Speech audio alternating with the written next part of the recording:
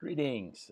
For this next video, I'm going to talk about a new piece of software that is, I find, pretty essential in working with Finale. There are other ways to do this, but I use a program called Keyboard Maestro.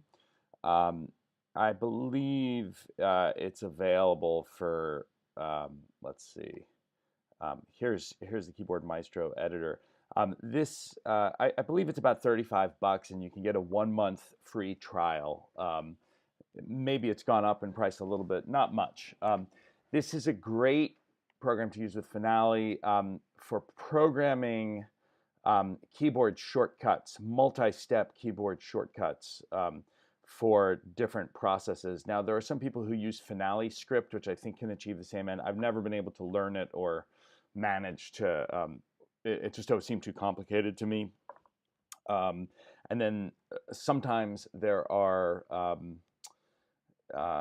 you can do things with the operating system keyboard shortcuts that used to work really well, and then it stopped working. So for me, I've discovered this program, Keyboard Maestro, to be invaluable. And the way it works is simply, you'll see here, I have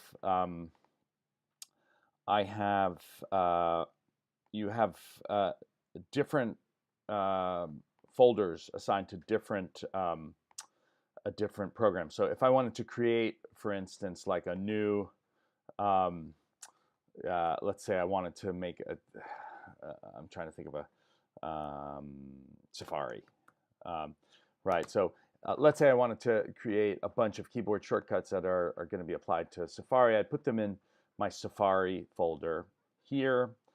If I want to add a macro, I would go here, and it comes in as an untitled macro. And here I can say whatever I want it to be, and I could say maybe this equals hide Safari, right? And then I would create a new trigger. Usually I use a hotkey trigger, and this can be, anything you want. This could be, say, Option H, and then here, if I push Option H, this is where I get to choose what action it is. And I think if I actually choose hide, hide other applications, right? So I could do this. Hide applications on the excluded application list. So here, this is just a way, I'm not going to go further with this. I don't really need this particular macro. So I'm going to get rid, I can go back here, close out of this, and I'm going to actually just get rid of this macro. I'm going to get rid of this group. I don't really need this. But that's how it works. It's very, very intuitive and user-friendly. For me, here's my Finale group, and you'll see I've got tons and tons of different macros for Finale set up. And where this becomes really, really important and useful, in my experience, working with MIDI libraries, is with the MIDI tool. The MIDI tool, as we've discussed in Finale, is somewhat antiquated. There are things about it that are just difficult to deal with. For instance, let's say I wanted to, edit the velocity of all these different measures. So I highlight them all, and when I click with the MIDI tool, this shows me multiple measures, but in fact, I can't actually edit any of the velocities. And unlike a DAW, I don't have like a graphic interface where I can just draw a velocity curve, which might be really useful. So the only way, if I'm working traditionally to edit velocities here, if I wanted to, would be one measure at a time. Now I can scroll around, but still it's a drag to have to sort of click on this and edit the velocity and then click on the next one.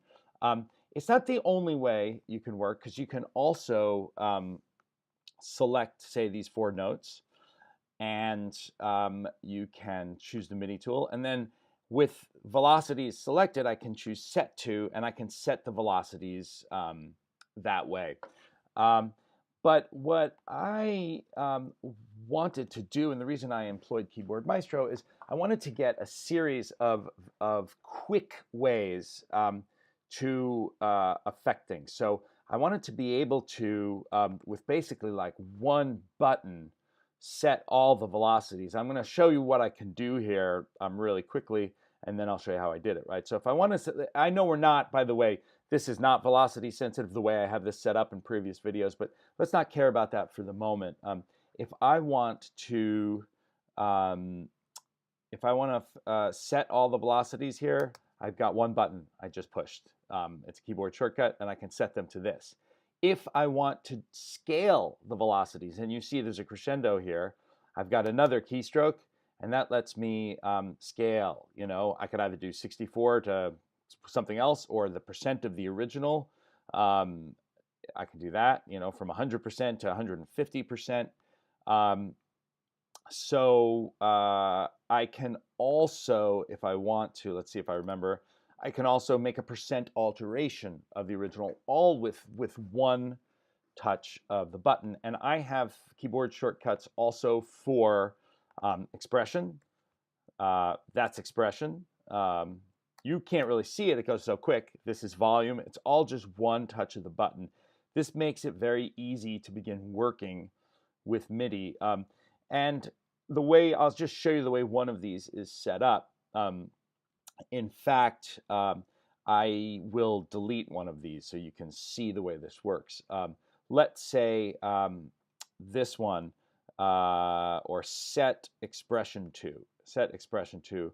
I'm gonna make this inactive by clicking this check here, and then I'm gonna create it again just from scratch so you can see how it works. So I am going to create a macro in Keyboard Maestro using Finale that's called set expression. And I'm going to create the new trigger, and the trigger I use here, and I try to keep some consistency in my system. So I use a combination of Shift, Option, Command, and E in this case for expression. All right, so this is my hotkey. And what it's going to do then is I'm going to choose a new menu, and I'm going to choose a menu item. Select or show a menu item. So I'm going to double click that, and here it is. And now I have this drop down menu, and I can actually find Finale, and I can find the tools, and I can find the MIDI tool, which I think is what I want. Okay, now what I'm going to do in Finale is just make sure my MIDI tool is selected, because that's going to make a difference in what is available for me. And the next thing I'm going to do is I'm going to choose this one again, and here I'm going to go into Finale, and I'm going to go into the MIDI tool, and I'm going to choose continuous data. And now I'm going to do a keystroke. Type a keystroke. And the keystroke is going to be, because expression is 11, it's going to be 1. And then I'm going to do another one. And that is also going to be 1. You have to do these one stroke at a time. And I'm going to do another one, and that is return.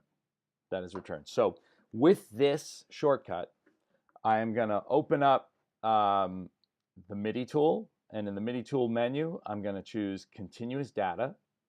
And I'm going to stroke 1 and return, and the check means that it's active, and let's see if it worked. Now I'm going to click out of this, and you see I have set expression.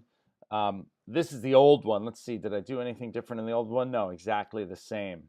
Good memory there, right? So now once that's set, I'm just going to hit those buttons, and there it is. It quickly, let's see. Something didn't work. Let's see, what did I do wrong? I did something wrong. It's always good to see. So when I do this, oh, I neglected 1 1. Oh, I need one more step, right? Once all I've done here is I've selected number 11. I need a new action again. This is a menu. a menu item, select or show menu item. And now this is going to be finale. From the MIDI tool, and I'm going to set to.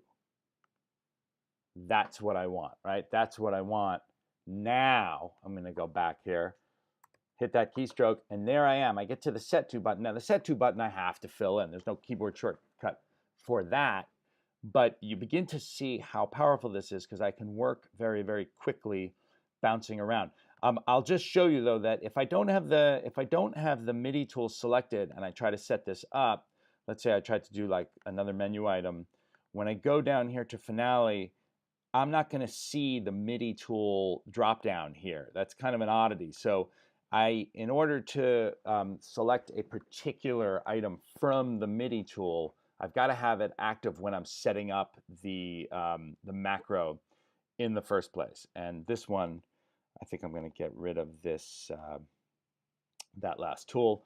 And now I've got this set. So going into finale here, I have set expression. I have set humanize to. I'm not gonna. We don't have to worry about that. But here's set modulation to. I also have different ones programmed for scale expression, scale modulation. That's where you have from some number to another number over a set period of time.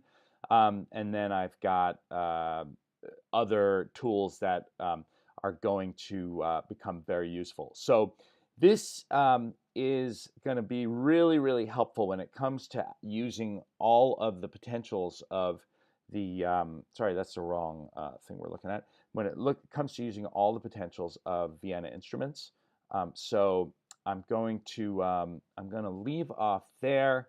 And in the next video, I'm going to talk about using Keyboard Maestro and Finale and VSL together and expanding my matrix to have to use actually the y-axis. Remember, we talked about that, but we haven't done that. I'm going to talk about how we're going to do that. That's it for now. Hope you enjoyed.